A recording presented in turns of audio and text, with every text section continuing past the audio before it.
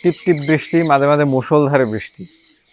আজকেও একটু আগেও বৃষ্টি হয়েছে, এখন বৃষ্টি নেই বললেই চলে। আকাশটা অনেকটা পরিষ্কার হয়েছে, রোদও দেখা যাচ্ছে।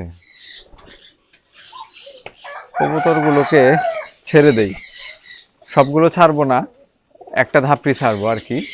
আর নরমাদিগুলো মোটামুটি আলাদা করে ফেলা হয়েছে, তো আজকে শুধু নরগুলো ছাড়বো এখন। এই ধাপড়িতে সব হচ্ছে নর কবুতর।